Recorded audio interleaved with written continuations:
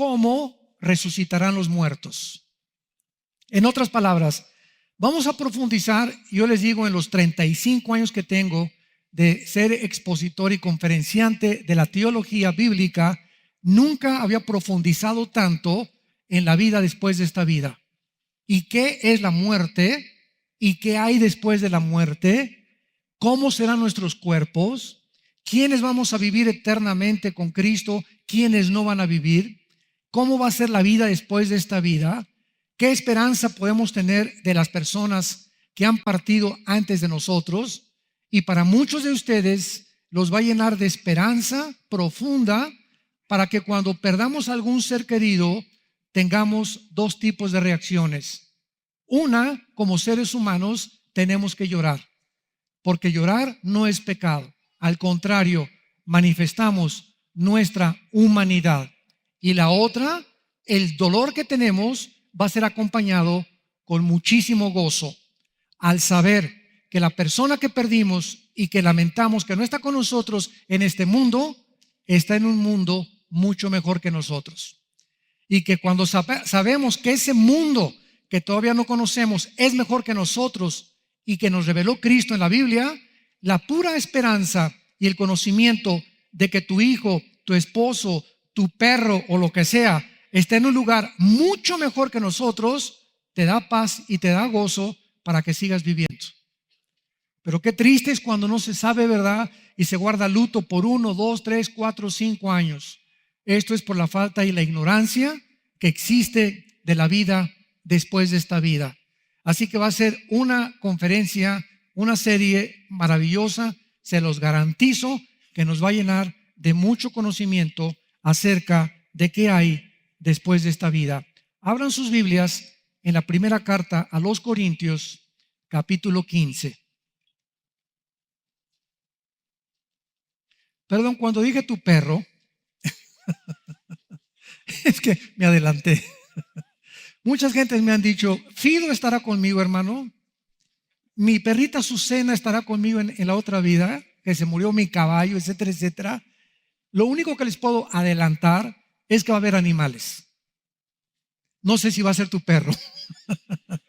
Pero los sentimientos que vamos a tener en la otra vida, imagínense ustedes, estar en la otra vida y no poder disfrutar la otra vida porque no está Fido o Azucenita contigo, tu gatita, ¿verdad? Entonces eso no puede existir.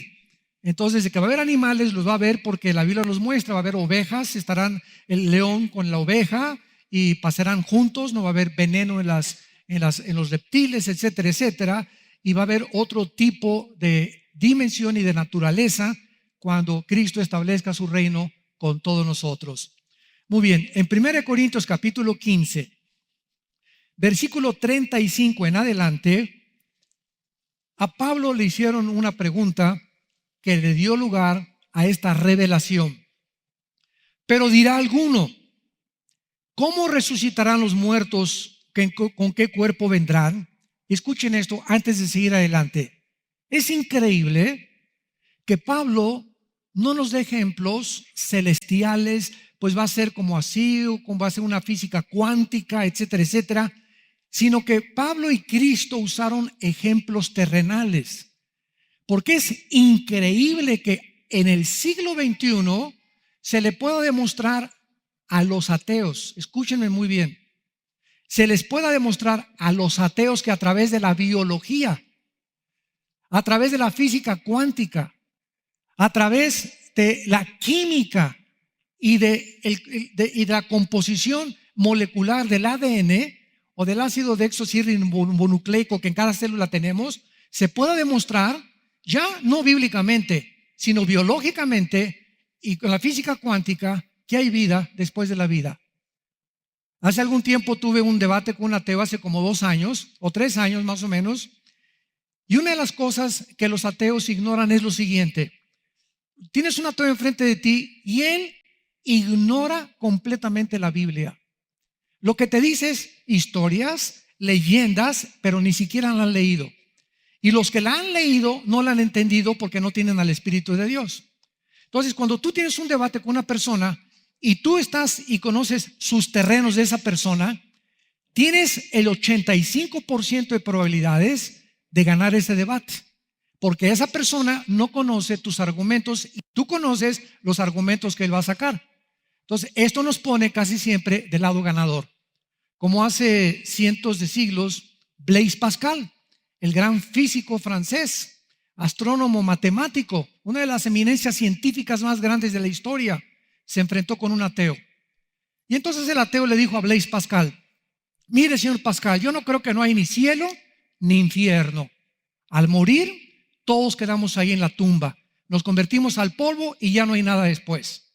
Y Pascal le contestó: muy bien, señor ateo, si usted tiene razón, yo no pierdo nada.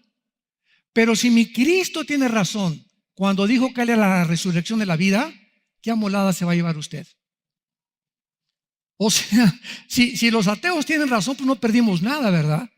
Si creemos o no creemos. Pero si Cristo tuvo razón al haber vencido la muerte y habernos traído la esperanza de volver a vivir, qué amolada se van a llevar y qué susto se van a llevar al despertar y enfrentarse con el juez de la humanidad que les diga: apartaos de mí al fuego eterno. Hace algún tiempo estábamos en Jerusalén. Quiero dar estos dos ejemplos como un preámbulo a nuestra conferencia. Estábamos en Jerusalén hace como 3 o 4 años. Muchos de ustedes nos acompañaron y estábamos en el Museo del Holocausto. Y estaba yo con mi esposa y vi a 2 judíos. Vi que eran judíos porque traían su kipá, su gorrito aquí arriba en la cabeza, y estaban platicando y viendo todo lo que Hitler hizo. Y entonces uno de ellos, mi esposo y yo estábamos junto a ellos, hablando en inglés desde luego, le dice al otro: yo no puedo creer que exista Dios, porque ¿dónde estaba Dios? En el Holocausto. Y el otro amigo que venía con él no le contestó. Entonces yo le agarré el abrigo y le dije: discúlpeme, quisiera intervenir en su conversación, ¿me permite? Y me dijo: sí, ¿quién es usted? Le dije: mire, me gusta mucho la investigación de la teología y he estudiado bastante el judaísmo, y quiero decirle lo siguiente: si usted dice que usted no cree en Dios, entonces todos aquellos que murieron en el Holocausto, víctimas, y los nazis y actualmente los de ISIS, que están mate y mate gente y que se mueren sin haber sido castigados, usted no tiene ninguna esperanza que los que mataron a su familia puedan ser castigados después. Pero si usted cree en Dios, que es un Dios justo, entonces Dios tiene que castigar aún después de esta vida a los que en esta vida no fueron castigados. Y si Dios no castigara después de esta vida a los que se murieron sin castigo, sería un monstruo de Dios. Sería un Dios sin ningún principio de ética ni de moral. Entonces él comenzó a derramar lágrimas y me dijo: quisiera creer en ese Dios. Le dije: ahí tienes la Torá. Ahí tienes en el Antiguo Testamento suficientes evidencias de la resurrección de los muertos. Qué maravilloso es poder morir como Pablo. Yo sé en quién he creído y sé que es fiel para guardar mi testimonio en aquel día. Yo sé en quién he corrido la buena batalla, he echado mano de la vida eterna, por lo tal me está guardada la corona de justicia. Qué triste es morir como murió Jean-Paul Sartre, el filósofo ateo en 1960, que antes de morir, padre del existencialismo, dijo a su hija antes de morir, en su libro En la náusea y el muro: mi hija le dijo: hija, he vivido toda mi vida persiguiendo a un Dios que he proclamado que no existe. ¿Cómo es posible que yo, siendo filósofo, padre del existencialismo, haya gastado mi vida tratando de demostrar algo que no existe? Ahora me doy cuenta que ha sido una contradicción, porque encontré como un muro en mi vida donde me estrellé contra los pensamientos de Dios. O sea, antes de morir, Sartre estaba semi arrepentido y filosóficamente reconociendo que es imposible filosóficamente sostener que no hay Dios. José Stalin, el dictador de Rusia, de la Unión de Repúblicas Socialistas Soviéticas, durante años un asesino, mandó matar a su familia, etcétera, etcétera. Antes de morir se acostó y comenzó a gritar: vienen los lobos, también a sus hijos, y se levantaba, y antes de morir levantó el puño y dijo: es que ese Dios en el que yo no he creído me está aventando ahora sus demonios, y cayó muerto. Nos damos cuenta qué diferencia de la muerte de los ateos, de la muerte de los que hemos creído en el Hijo de Dios. D.L. Moody, en la década de los 20, uno de los más grandes evangelistas en Estados Unidos. Moody, que su centro en Chicago se llama el Instituto Moody, que es el más prestigiado teológicamente. Antes de morir, se levantó de su cama y le dijo a su esposa: mi amor, aquí estoy vienen los ángeles por mí. Y se acostó y durmió en paz. ¿Qué diferencia a lobos o ángeles, a demonios que vengan por ti, o a los ángeles de Dios que nos lleven a descansar eternamente con nuestro Creador? Y tú tienes esta vida y esta oportunidad de entregarle tu vida a Jesucristo y asegurarte, tal vez hoy en la noche, muchos de ustedes, Dios les ha hablado por última vez. Y Dios te ha traído esta conferencia para que comiences a preparar tu alma para encontrarte con tu Dios por toda la eternidad. Dirá alguno: ¿cómo resucitarán los muertos? ¿Con qué cuerpo vendrán? Y Pablo, vean el ejemplo que da. Necio, lo que tú siembras no se vivifica si no muere antes. Y lo que siembras no es el cuerpo que ha de salir, sino el grano desnudo, ya sea de trigo o de grano. Detengámonos. Necio, no te voy a hacer que un ángel se aparezca para demostrarte que hay vida después de la vida. Ve la misma naturaleza. Una semilla, cuando tú la siembras, tiene un cuerpo. Y esa semilla trae un código genético escondido, un software para el idioma del siglo XXI, una información codificada para que cuando tú la siembres, esa semilla ya no es el cuerpo que enterraste, sino que se rompe y ahí se encuentra un árbol. Ahí se encuentra algo que va a crecer completamente diferente al tamaño de lo que se sembró. Ahí se encuentra en cada semilla ese árbol que ves de 20, 30, 40, las palmeras. Esos árboles, ¿de dónde salieron? De algo insignificante de este tamaño, con la información para que ese árbol fuera de naranjas, el otro de uvas, el otro de mangos, de almendras, etcétera, etcétera. Pero todo, absolutamente, lo que nosotros vemos en la naturaleza es exactamente igual. Cuando nosotros nos entierran un cuerpo ya viejito, cacle, los que lleguemos a los 80, 90, no sé cuántos años nos conceda Dios, el cuerpo que se deshaga. Que te cremen, no hay ningún problema. Mateo 10, no importa lo que le hagan al cuerpo. Si te quieren enterrar y quieres hacer el mercantilismo de que te lleguen a llorar 3 o 4 días y un féretro con diamantes y con rubíes por todos lados, si eres tan tonto de hacer eso, que lo hagan. Porque es puro desperdicio, ¿verdad? Y si tú vas al entierro, no estás enterrando, escúchame muy bien, a nadie, porque él ya no está ahí. Ya no está en la caja. Desde que se muere no está en la ambulancia, ya no está en la caja. Todo eso nada más es forma del comercio en el que se ha hecho, ¿verdad? Ahora, claro que pues digo, si quieres ir al entierro no hay ningún problema, pero ya no está ahí, ya no está en el cajón. Ya no lo abraces ahí en el cajón, mijito, papá o mamá, o ya no está ahí, ya no está ahí. En el momento que morimos vamos a ver que se nos salen 2 cosas del cuerpo y el cuerpo se lo comen los gusanos, o acabas en la panza de un tiburón, o quemado, o en un temblor. Hay miles de formas en las que el cuerpo va a terminar.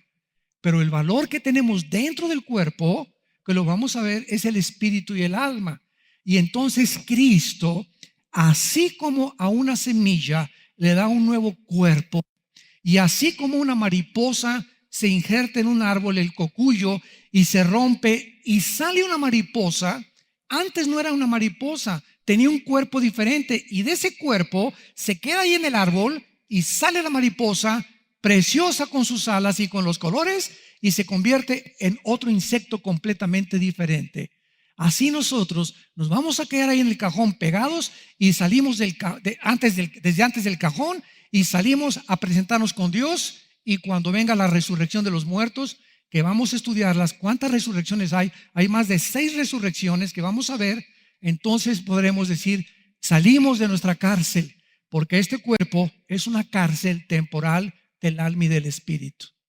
Y el momento de tu muerte y el momento de mi muerte, salimos y vemos que los que se quedan, regresen por favor, quédense con nosotros cuando están felices de la vida, con sus panderos allá diciéndonos a nosotros, apúrense, Fíjate lo que es la perspectiva divina de la Biblia, ¿no? Oye, me habló el otro día una persona, oye, quiero que vengan a orar por mi mamá, estamos toda la familia desconsolada. ¿Cuántos años tiene mi mamá? Pues tiene 92 años. Y le dije, pues ya déjala que se pinte. ¿Para qué quieren? ¿Para qué quieren que siga la pobre viejita aquí en este mundo? Pues es que, pues sí, porque queremos que sigan sufriendo aquí uno con nosotros en la tierra. Ya si se la quiere llevar a los 85, 90, 95 de edad, pues, gloria a Dios, ya mamacita, qué bueno, ya te fuiste, ya. Pero es la ignorancia que tenemos de la resurrección. Queremos que se queden aquí a seguir sufriendo con nosotros. Pero cuando sabemos que han partido a un mundo mucho mejor, trae gozo, esperanza y paz a nuestras almas. Muy bien, versículo 38, versículo 37. Lo que siembras no es el cuerpo que ha de salir, lo vamos a ver más tarde con más detalles, sino el grano desnudo, ya sea de trigo o de otro grano. Pero Dios le da el cuerpo como Él quiso y a cada semilla su propio cuerpo. ¿Qué ley de la herencia y de la genética? Más de 2000 años antes de que en 1860 Gregorio Mendel descubriera las leyes de la herencia. Hasta 1860 se descubren las leyes de la herencia. Y la Biblia 2000 años antes y 4000 años antes de nosotros, en Génesis 1 del 11 al 12, la Biblia dice, Dios le dijo a la semilla de uva, tú vas a producir uvas y voy a programar dentro de ti este software, dijo Dios, para que cuando nazca la uva salga así, moradita o anaranjadita, con las vitaminas y los minerales que los seres humanos van a necesitar. A la papaya, a las semillas de papaya no producen uvas, producen papayas. Las de naranjas producen naranjas. Las de manzanas, manzanas. Todas las frutas tienen un código genético hereditario y el cuerpo de la manzana, el cuerpo de la uva, el cuerpo del mango, el cuerpo de la papaya, de la sandía y del melón, todas son absolutamente diferentes. Y a todas las frutas Dios les dio ese cuerpo. ¿Y ese cuerpo de dónde salió? De una semilla. Y esa semilla traía la información para producirlo según su género y según su especie. A los changos les dio la cara de changos, a los rinocerontes el cuerno, a las jirafas el cuello, a los tiburones lo que tiene las escamas y el sistema branquial de los peces, a nosotros para nuestro hábitat, a las cabras para poder sobrevivir en el monte, a las aves para que pudieran volar, que jamás hemos podido nosotros imitar a las aves. Dios le dio cuerpos a todas las cosas que existimos. Entonces, ¿de qué nos sorprende, como lo vamos a ver, que cuando muramos, Dios tiene el poder de darnos otro cuerpo? Y va a ser un cuerpo que no se va a parecer a John Travolta, ni a Madonna, ni a Tom Cruise, ¿verdad? Ni al más grande personaje, ni a Miss Universo. No se imaginan cómo vamos a ver en este estudio, cómo los detalles de cómo va a ser nuestro cuerpo. Vamos a llevar calma. Versículo 38, Dios le dio el cuerpo que quiso y a cada semilla su propio cuerpo. No toda carne es la misma carne. Escuchen, una es la de los hombres, otro cuerpo es el de las bestias, otro el de los peces y otra de las aves.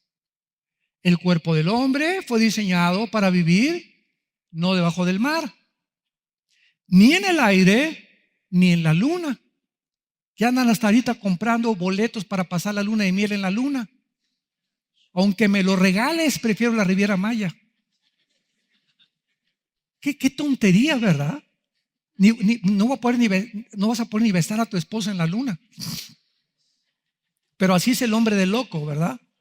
Entonces, el cuerpo que nos dio Dios es para esta tierra, para este mundo, no para Marte, ni para la luna, ni mucho menos. Y esto es increíble. Porque en Hechos 17, cuando Pablo se enfrentó a los griegos, a los filósofos griegos del año 150 antes de Cristo, en el Areópago, en Atenas, dice la Biblia que cuando Pablo entró a Atenas, los griegos tenían una estatua que le pusieron al Dios desconocido. Escuchen esto, Sócrates, Aristóteles, Platón creían en Dios. Y no me digas, señor ateo, si hay alguien que nos escucha, que eres más inteligente y mejor filósofo que los filósofos de la época de oro de la filosofía griega. Porque ellos, los filósofos de la época de oro de la filosofía, siguiendo la lógica, concluyeron que existía Dios. ¿Qué lógica siguieron? Escuchen esto. Dijo Sócrates, pienso, luego existo, luego vivo. Vivo, tiene que haber una causa. Esta causa no está en mí. Esta causa trasciende mi persona. Esta causa, llámale como quieras. Unos que la fuerza, otros que Dios, otros que etcétera, etcétera. Pero tiene que haber alguien que inició el universo y que inició la vida. Porque si yo me enfrento a un ateo y me dice, es que yo creo en Darwin y que de la nada surgió algo, le contesto, la materia no produce el pensamiento. Jesús, María y el burrito que los acompaña. Siguiente, vamos a aceptar que la materia se produjo de una forma accidental y el pensamiento y la conciencia, ¿quién la produjo? Y si fue toda una explosión, como dicen los ateos, que así comenzó el universo, ¿quién produjo esa chispa? Porque toda causa tiene un efecto si seguimos las leyes de la física. ¿Quién produjo esa chispa? Y de la nada nunca produce nada. De la nada nunca hay nada.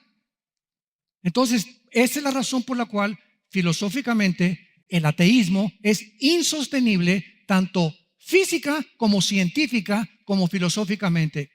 Pero la mayor parte de los que se proclaman ateos ni siquiera han considerado las evidencias de la Biblia.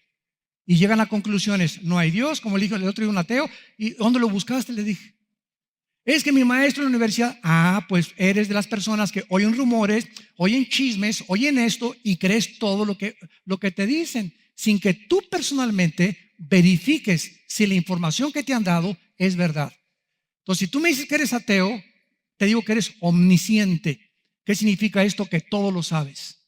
Porque al decirme no hay Dios, significa que ya conoces toda la física, toda la biología, toda la teología, toda la ciencia, toda la química, y después de conocer todo y el universo ya saliste y lo buscaste allá en las otras galaxias y regresas acá, pues no encontré a Dios. Como Gagarin, el piloto ruso, cuando lanzaron el primer satélite de los rusos, dijo, no encuentro a Dios. Y cuando regresó a la Tierra le contestaron, es que Dios no está presente, Dios está en el corazón de cada persona que le ha aceptado. Y si lo quieres encontrar, lo buscarás y lo encontrarás porque lo buscarás con todo tu corazón. Entonces, Alberto Einstein, en 1944, escuchen esto, lo que dijo el científico, físico, matemático, considerado el más grande, con el coeficiente intelectual más grande del siglo XX. Einstein dijo, la conquista del espacio es imposible. Se lo dijo al presidente Roosevelt de Estados Unidos. El presidente Roosevelt le preguntó y le dijo, ¿por qué? Y Einstein contestó, por la velocidad y por el tiempo. Y entonces escribió su fórmula E igual a mc al cuadrado. La energía es igual a la masa multiplicada al cuadrado por el tiempo, determinando que el tiempo no existe, que el tiempo es relativo. Y que si alguien, dijo Einstein, si alguien sale de la Tierra y se va más allá de la Luna, en el espacio, si tú te vas a la velocidad, suponiendo que vamos a la velocidad de la luz, 300,000 kilómetros por segundo, y llegamos a Plutón y te llevas un reloj, tu reloj se detiene. Tu reloj se detiene inmediatamente, no porque se descomponga, sino porque el tiempo dejó de transcurrir. Esto es impresionante físicamente. Entonces, aunque vayamos a la velocidad de la luz, no llegaríamos ni a Marte, porque cuando regresáramos, aquí pasaron 20 años, ya pasaron 5 años. Tu esposa sería una viejita y tú seguirías teniendo 30 años de edad. Y en segundo lugar, la velocidad. Ninguna nave, por más rápido que vaya, se desharía, porque se desintegraría al salir y al regresar a la atmósfera terrestre. Y eso fue hace más de 65 años cuando Einstein proclamó esto. Pablo en Hechos 17 a los griegos les dijo, el Dios que hizo el cielo y las estrellas ha determinado que vivamos en este mundo y nos puso en este mundo y de una sangre hizo a todos los seres humanos para que habitemos sobre la faz de la tierra, no en la luna, no en Marte, no en Júpiter. Qué impresionante que los sueños de conquistar el espacio nunca se van a poder realizar. El otro día que fui a ver la película La Guerra de las Galaxias, la última, salí pensando y le dije a mi esposa, esta película solo me dice algo, aunque llegáramos a, existiendo la posibilidad de que llegáramos a conquistar como la Guerra de las Galaxias, mundo contra mundo, universo contra universo, siempre veremos la lucha entre el bien y entre el mal. ¿Qué es la Guerra de las Galaxias? Los malos contra los buenos, siempre en todo lo que tú veas. Galaxias ocupadas por extraterrestres contra unos que se rebelan y siempre encontramos este conflicto. Y si es así, la muerte de Cristo fue un desperdicio, porque tendría que morir Cristo por otras personas que murieron en otros universos. Jesús, María y José. Versículo 40. Y hay cuerpos celestiales, los ángeles. ¿Cómo son los cuerpos de los ángeles? La Biblia nos los dice. Cuando Cristo resucita, ¿qué cuerpo tenía Jesús?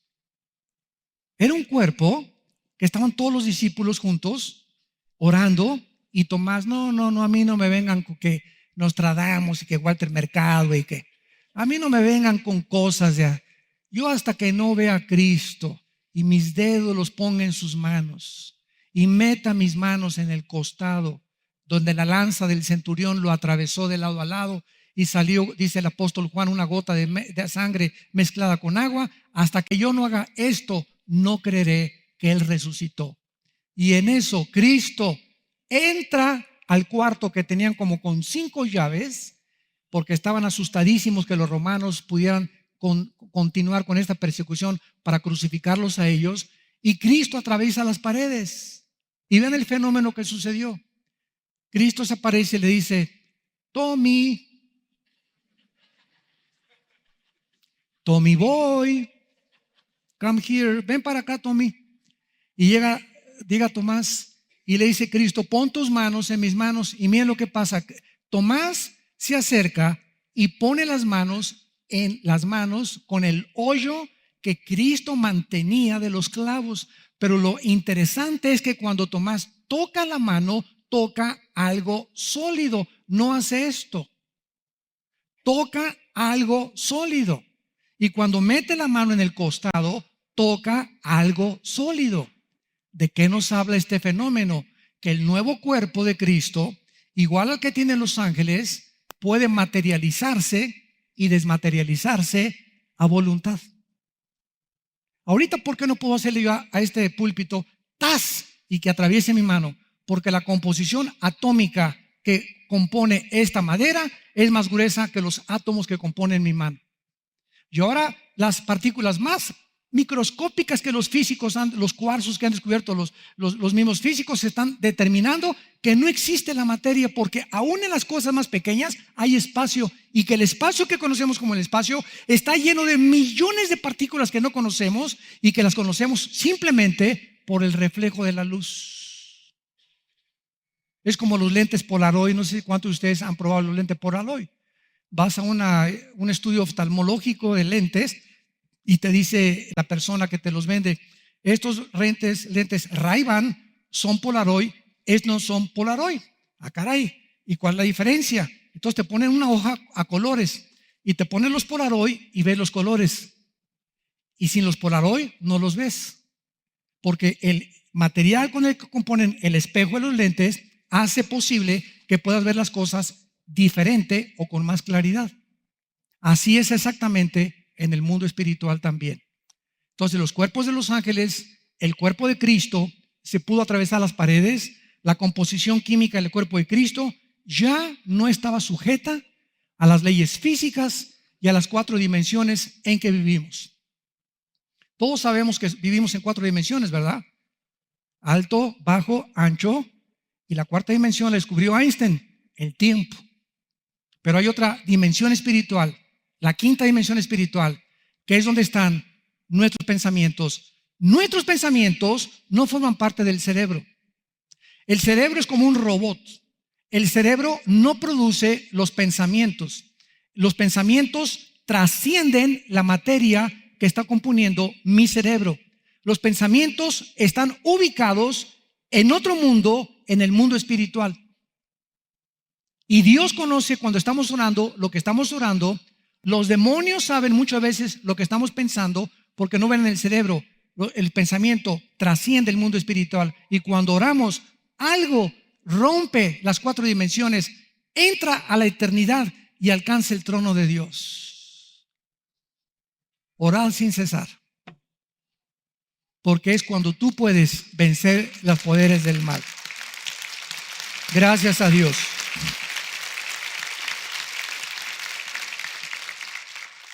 Y terminamos con esta introducción. Versículo 40, hay cuerpos celestiales, hay cuerpos terrenales, o sea, los ángeles son diferentes. Nosotros estamos bajo la ley de la gravitación, ¿verdad? La ley de las fuerzas que trascienden completamente el mundo, la gravitación y las fuerzas nucleares. Pero una es la gloria de los celestiales y otra la de los terrenales.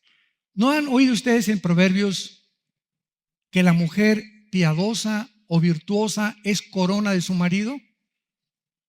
¿Se acuerdan de ese versículo? En el desayuno vamos a hablar mi esposa y yo de eso. Yo me puse a pensar, ¿cómo que es corona? Le dije a mi esposa, a ver, voy a comprar una corona y lo pone aquí Marta. No, lo que significa es lo siguiente, que una esposa virtuosa hace a su marido el rey. Vámonos. Es corona de su marido, lo entendí. Eso significa que una mujer de Dios corona a su marido y lo hace un rey. Tú eres el que mandas, mi amor. A ti Dios te dio la responsabilidad de ser el jefe de la casa, el sacerdote. Nosotros, yo me someto a ti, no porque lo merezcas ni por la cara de gallo que tengas, sino simplemente porque quiero obedecer al que está arriba de ti y arriba de mí. Y cuando la mujer hace a su marido rey, es lógico que un marido entendido haga a su mujer reina.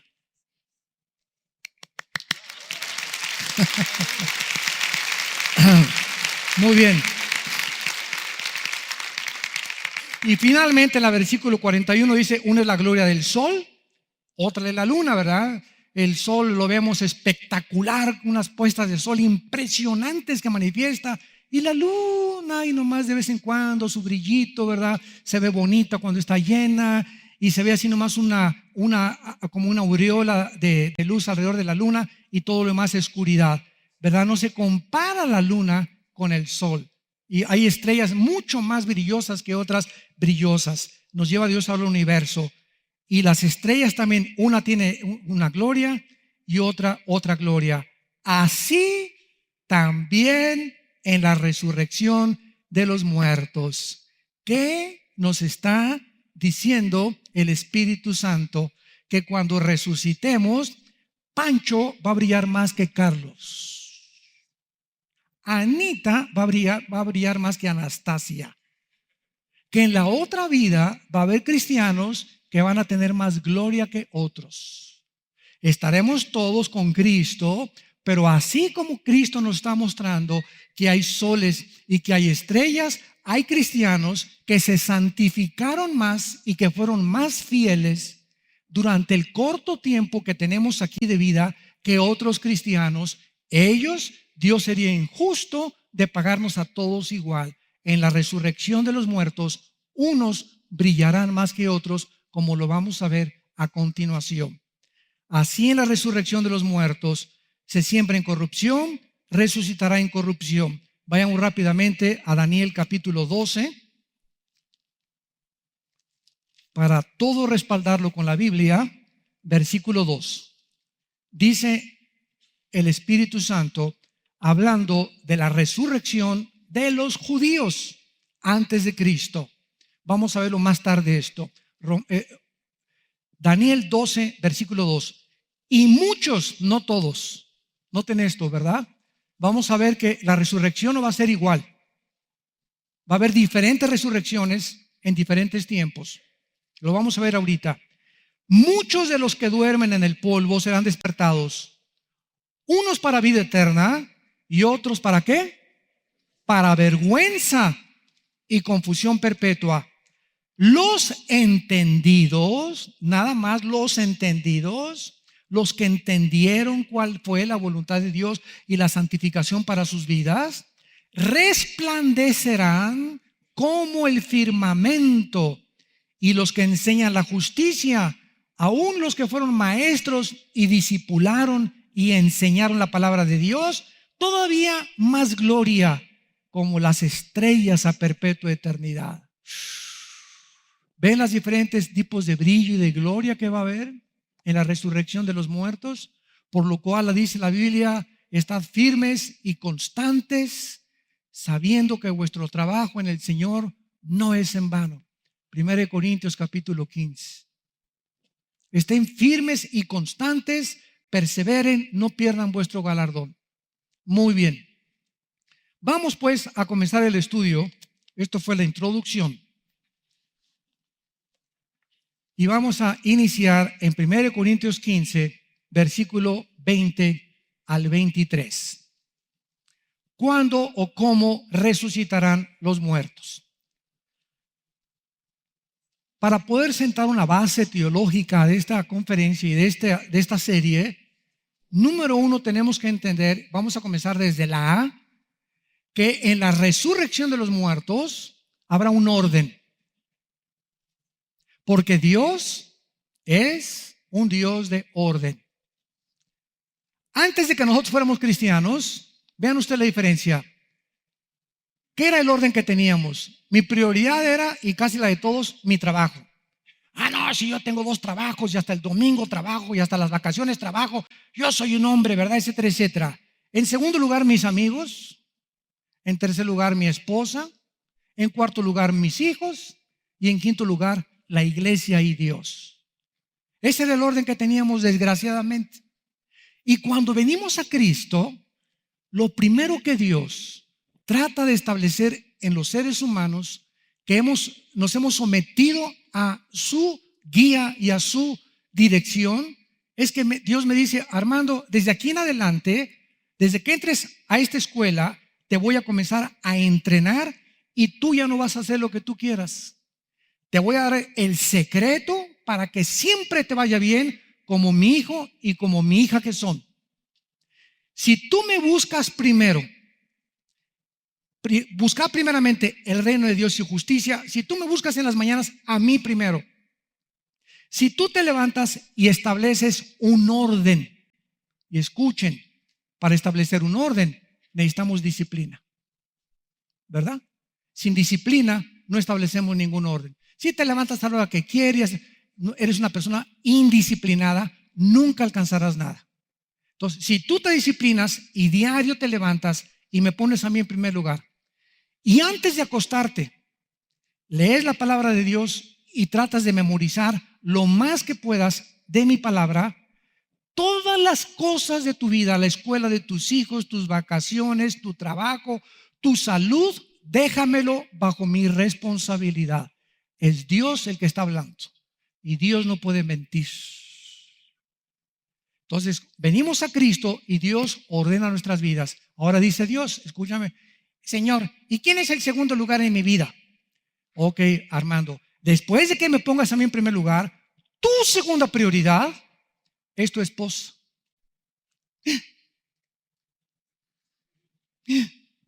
Es tu esposa, tu reina. Mis hijos no, tu esposa. Mis hijos los quiero más, pues cambia la prioridad. Yo soy el que pongo el orden. Si tú pones a tu esposa como segunda prioridad antes que el ministerio, antes que tus viajes, antes que tu trabajo, antes que cualquier cosa, tu esposa tiene la prioridad, estás comenzando a ordenar tu vida. En tercer lugar, mi trabajo, tus hijos en tercer lugar. Si tienes hijos varones, hazlos tus amigos. Vete al cine con tu hijo, vete de vacaciones con tu hijo cuando puedas, vete a pasear con tu hijo, vete a jugar boliche, tú y tu hijo. Mi esposa no, hay otras ocasiones de tu esposa. Y en mis hermanitas, tú y tu hijo nada más, tu hijo varón. Porque los varones necesitan identificarse con un símbolo masculino. Porque así nacimos los varones. Esta es la gravedad de los matrimonios gays, de nacer con puros hombres o de que sean criados por puras mujeres. Es la mentira satánica más grande que el infierno ha propagado en el mundo moderno. la redefinición de los establecimientos colocados por Dios en la familia y en el matrimonio. Los hijos en tercer lugar. Si tienes hijas, que tus hijas sean tus mejores amigas. Escuchen esto, cuando nosotros como padres logramos que nuestros hijos sean nuestros amigos y yo logre que mi hijo comience a confiarme sus secretos y abra su corazón y me diga, papá, me pasó esto, me pasó aquello, ya la hicimos como padres. Cuando tus hijas sean tus amigas y te lleguen a confiar sus vidas porque tienen la confianza de identificarse contigo como madre, ya la hiciste como mamá. ¿Y de dónde buscamos esta confianza? Teniendo tiempo para pasar con ellos. Si tú no tienes tiempo para pasar con tus hijas y con tus hijos, ni ir al boliche con tu hijo, ni al cine con tu hijo, ni a Chapultepec con tu hijo, ni llevártelo de vez en cuando y en la noche meterte a su cuarto, hijo, ¿cómo te fue? Te sientas con él, ábreme tu corazón. Nuestros hijos nos ven a los ojos. Yo le digo a mi hijo Caleb, ¿verdad? ¿Cómo te fue, Caleb? Bien, papá. A ver, mírame a los ojos. No, tienes tu mirada caída, hijo. No, papá, no me engañes. Dime qué te pasa. Soy tu mejor amigo. Confía en mí. Y comienzan así a reaccionar los hijos como diciendo, ¿de veras? Claro que sí, y no me asusto de nada de lo que me vais a decir. Para eso soy tu padre y soy tu hijo. Y estoy para ayudarte. Y si has caído en un problema y tienes un problema o lo que sea, para eso estoy, hijo. Nunca te voy a dejar, nunca te voy a desamparar. No importa lo que hagas, que te metan a la cárcel, que caigas en drogas, que caigas en alcohol, siempre serán nuestros hijos. Siempre. No estaremos de acuerdo en lo que hacen, pero jamás los podemos abandonar. Cuando hagamos eso, Dios nos bendice. El hijo pródigo, ¿se acuerdan? Papá, ahí nos vemos, viejo. Échame la lana, los dulces, el camarón. Me voy. Aquí está, hijo, ahí está tu herencia. Y allá se fue el hijo, nunca lo dejó de amar. Vete, es el camino que has tomado equivocadamente, desperdició su vida, acabó alimentando a los puercos y regresó. Y el padre estaba con un bate de béisbol esperándolo. ¿Eso dice la Biblia? Él estaba con los brazos abiertos. Hijo mío, siempre te he esperado que regresaras arrepentido. Vamos a hacer una fiesta, mi hijo se perdió, vamos a celebrarlo. ¿Y saben quiénes son los fariseos del siglo XXI? El otro hermano que se quedó en casa. El hijo que se quedó en casa, ay papá, yo nunca he hecho nada, yo siempre iba a misa contigo, yo siempre he sido bueno, y mi hijo que fue borracho, parrandero y jugador, ahora que regresa, le das fiesta y a mí jamás me has hecho fiesta. Y el padre le contesta, es que él estaba perdido y ahora ha sido encontrado. Y eso es lo que pasa con el mundo, ¿verdad? No, esa persona fue un drogadicto, esa persona estas cosas, y tú tienes cara de borracho, parrandero y jugador también. Y a todos nos perdonó Dios. ¿Con qué cara podemos poner el dedo a nadie? A nadie cuando Dios nos ha restaurado a todos.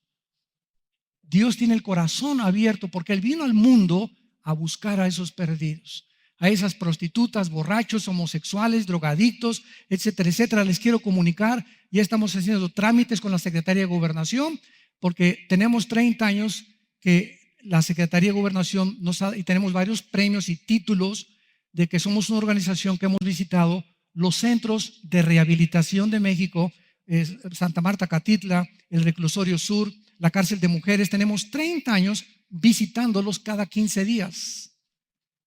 Y el gobierno ha reconocido que los centros de rehabilitación no rehabilitan a nadie. Y desde 1983 que iniciamos este ministerio, nunca nos han dejado entrar a la cárcel del Altiplano, de Almoloya de Juárez, de donde saliste tú. No nos han dejado entrar ahí. Ha estado restringido. Y parece ser que en este gobierno se van a comenzar a abrir las puertas. Desde luego, ¿verdad? Creo que la integridad con la que nos hemos manejado en 35 años nos va a ayudar para que se den cuenta, ¿verdad? Que realmente tenemos fruto de gente drogadicta, expresidiarios que han rehabilitado su vida, y muchos de ustedes, no doy sus nombres, están en esta iglesia. Entonces, oren porque queremos visitar al Chapo. Estoy hablando en serio, ¿eh? Cuando yo lo vi en la televisión, yo solamente pensé algo, y me dijo algo mi esposa que me dio escalofríos. Él no es peor que cualquiera de los que estamos aquí afuera. Tal vez sí, que depende de lo que te digo. Él, ¿verdad? Todavía los de ISIS, que ya no son seres humanos, pero esta persona que nació en un rancho y que dice que comenzó a sembrar maíz y que lo único que puede hacer era vender marihuana para sostenerse y se convirtió en lo que se convirtió, ¿verdad? Nadie puede decir, ese hombre no tiene perdón de Dios. Cuida lo que tú dices, porque Dios vino para personas como esas, los más graves pecadores.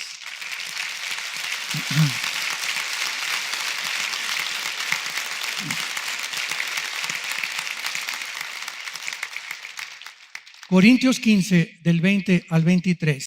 Mas ahora Cristo ha resucitado de los muertos, primicias, o sea, primicia significa los primeros frutos. Cristo es el primer fruto de los que durmieron es hecho. Nos detenemos ahí. Cristo es la primera persona en la historia que ha muerto y ha resucitado para no volver a morir. En el Antiguo Testamento hubo resurrecciones, pero volvieron a morir. Lázaro lo resucitó Cristo, Juan capítulo 11, pero volvió a morir Lázaro. Eran ejemplos nada más. Pero Cristo es las primicias, es el primer fruto, el único hombre desde Adán hasta nuestros días que resucitó de los muertos y no pudo volver a morir porque venció la muerte con su sangre. Se acabó y rompió la maldición de la muerte para con todos nosotros. Versículo 21. Porque cuanto la muerte entró por un hombre la resurrección de los muertos. Porque así como en Adán todos mueren, en Cristo todos serán vivificados. Pero cada uno en su debido orden. Número 1 fue Cristo. Él fue las primicias. Luego, nosotros, los que somos de Cristo, síganme con cuidado. Los que somos de Cristo desde Pentecostés. Antes de Pentecostés, nadie de los santos del Antiguo Testamento estaba en Cristo. Al venir el Espíritu Santo en Pentecostés, somos bautizados. Esto es lo que se llama el bautismo del Espíritu Santo. El Espíritu, Romanos capítulo 6, nos funde, nos amalgama en la persona de Cristo. Dice Efesios 5, somos partes de sus huesos y de su carne. Esto es un misterio que se llama el misterio de la iglesia. Cuando tú recibes a Cristo y te haces cristiano, entras a formar parte no de un edificio, no de una organización, no de una denominación. Todo esto es externo, sino de algo místico, invisible, que es el cuerpo de Cristo. Somos la iglesia. Y desde ese momento, desde Pentecostés hasta el arrebatamiento, nada más cuando venga el rapto, nada más la iglesia se va en el arrebatamiento. Y todos los santos de Adán hasta Pentecostés resucitarán, lo vamos a ver, hasta la segunda venida de Jesucristo. Vamos a ver este orden de las resurrecciones. Entonces tienes que estar en Cristo, en su cuerpo, amalgamado, bautizado por el Espíritu Santo, unido con Él, para que cuando Él venga, solamente su iglesia se vaya con Él en el arrebatamiento de la iglesia. Van a pasar 7 años, va a haber judíos convertidos, gentiles convertidos, y al final, cuando Él venga, habrá otra resurrección, como lo vamos a ver hoy o en la próxima conferencia. Entonces, los que estamos en Cristo somos los siguientes. Si alguien me pregunta, ¿qué profecía podría usted darnos que está por cumplirse? Inmediatamente les contesto, el rapto de la iglesia. La próxima profecía por cumplirse en la Biblia es cuando millones de nosotros desaparezcamos de este planeta. Y en un abrir y cerrar de ojos se queda mi saco, tus guaraches, nuestros anillos, nuestros collares, ahí se quedan donde se quedaron o donde estés. Los bebés van a desaparecer de las cunas, aviones van a chocar porque los pilotos desaparecieron, habrá un congestionamiento de tráfico en las carreteras porque los choferes desaparecieron, en los hospitales miles de enfermos van a desaparecer, va a haber un caos internacional y la única respuesta que el mundo va a poder dar a los medios de comunicación es: se los llevaron los ovnis. No es coincidencia, muy buena risa, muy ad hoc. No es coincidencia que desde 1946 el fenómeno ovni se haya multiplicado en el siglo XXI, porque ahora he escuchado que las Naciones Unidas han establecido a una mujer hindú para encargarse de la investigación de los platillos voladores en las Naciones Unidas. El Vaticano ha establecido a 3 cardenales para formar un telescopio que se encuentra en el estado de Colorado, y el observatorio se llama Lucifer, para poder comunicarse y hacer contacto con los extraterrestres. Y cada vez aumenta más el fenómeno ovni. Cuando alguien me preguntó, ¿por qué los cristianos no creen en los ovnis? Dije, yo jamás he dicho que yo no creo en los ovnis. Me has malentendido. Nada más que no les llamamos ovnis, les llamamos ovis. ¿Por qué? Porque ovni es objeto volador no identificado, y nosotros le llamamos objetos voladores identificados. No se puede negar ese fenómeno. Hay falsificaciones, desde luego, pero hay documentales y fotos que son reales, y pilotos que han tenido contacto y les ha descompuesto sus aparatos electrónicos y todo. Pero cuando venimos a la Biblia, Dios nos muestra en la Biblia que Satanás puede intervenir la materia y desmaterializarse también, y materializar la energía. Entonces, ¿quién se encuentra detrás del fenómeno ovni? No son marcianos, sí son extraterrestres, pero la Biblia les llama ángeles caídos, al servicio de Satanás, para crear confusión en el planeta Tierra y engañar a los que no quisieron aceptar el conocimiento de la verdad y creen que ellos van a venir y nos van a rescatar. Y estoy segurísimo que, independientemente que el anticristo va a ser un clon, porque tiene que ser un híbrido el anticristo para imitar el nacimiento de Jesús, el anticristo va a tener poderes extraterrestres otorgados por Satanás.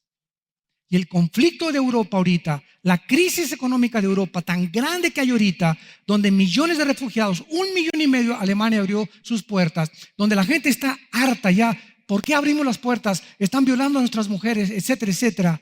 Esta crisis en Europa que aparece que no tiene solución, donde mientras continúe la guerra en el Medio Oriente, el éxodo de refugiados va a continuar. En 15 años Europa es un continente musulmán, porque ahorita por cada europeo nacen 8 musulmanes. Como conejas las musulmanes se reproducen.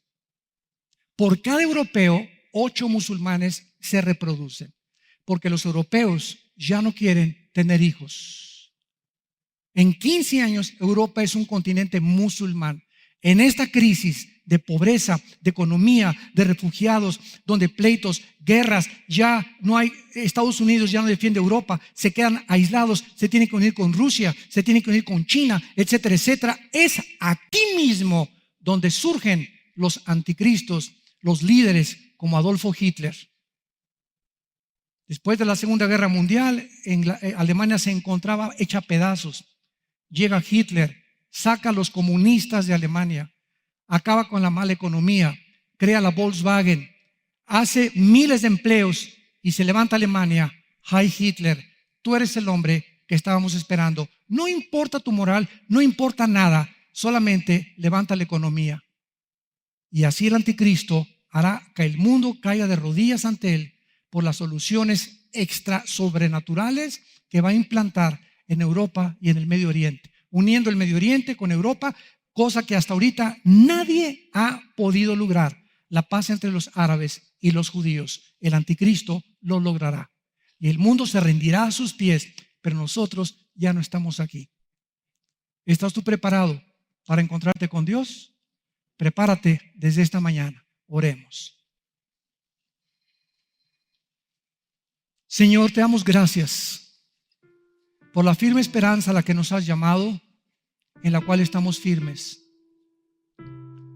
Bendito sea el Dios y Padre de nuestro Señor Jesucristo, que nos hizo renacer para una esperanza viva por medio de la resurrección de Jesucristo de entre los muertos, para una herencia incorruptible, inmarcesible, reservada para nosotros en los cielos, que somos guardados por el poder de Dios, habiendo huido del mundo por la corrupción que hay en el mundo, para que podamos vivir para aquel que nos dice en esta mañana: ciñan los lomos de vuestra inteligencia y sean santos como yo soy santo, dice el Señor. Y si invocáis por nombre a aquel que sin acepción de personas juzga a cada quien según sus obras, camina en esta vida con el temor de Dios, sabiendo que Dios pagará a cada uno de nosotros conforme a lo que pensemos y hagamos o dejemos de hacer, porque Él conoce y prueba los corazones. Te damos gracias, Jesús, por haber dado tu vida en una cruz en nuestro lugar. Te bendecimos, Jesús, porque eres nuestra esperanza viva, y por el hecho de que si tú vives, nosotros también viviremos contigo y reinaremos contigo. En esta mañana hay muchos de ustedes que nos ven por la televisión y a través de las redes sociales. Les invitamos a que vengan a la cruz. No te invito a ninguna religión, a ninguna ideología terrenal o mundana. Te invito a que vengas a conocer de una forma personal y relacionarte con alguien que hace 2000 años venció la muerte y que se llama Jesucristo. Ven a Jesús, ven a la cruz y dile estas palabras con todo tu corazón: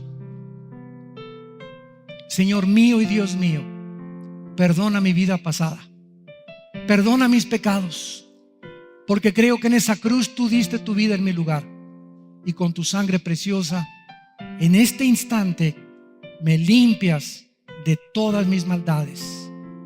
Te invito como mi Señor y mi Salvador. Creo que a los 3 días te levantaste de la tumba, venciste la muerte para decirme que si yo creo en ti, viviré contigo eternamente también.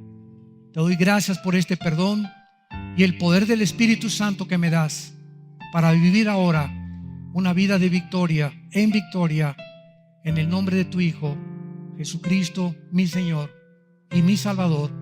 Amén.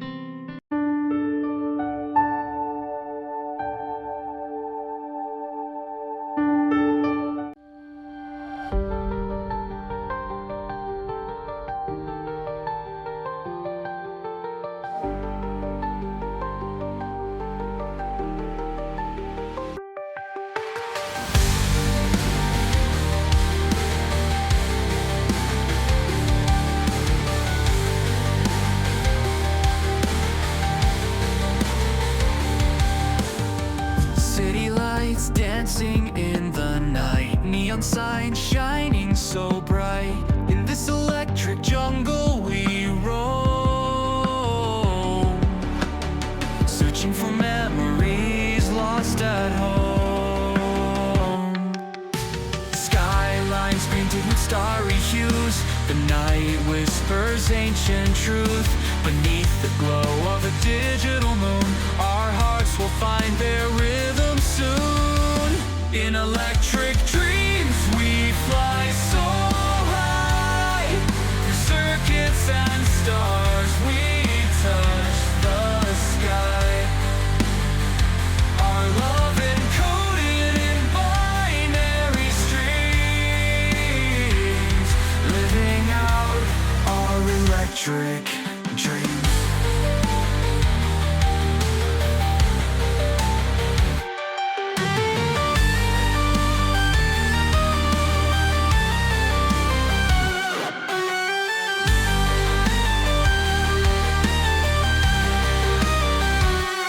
Wires and cables intertwined tight, guided by the circuit's shimmering light.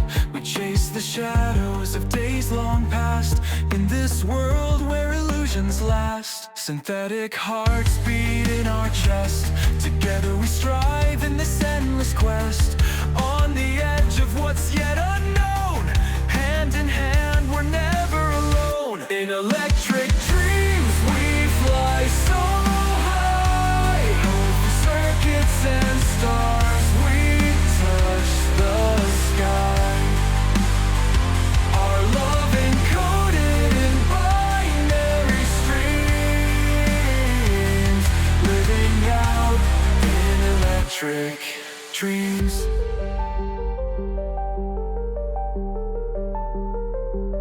As the current flows through time and space, we'll find our home in this digital embrace. Forever connected, our story redeems. Together we're infinite in electric dreams.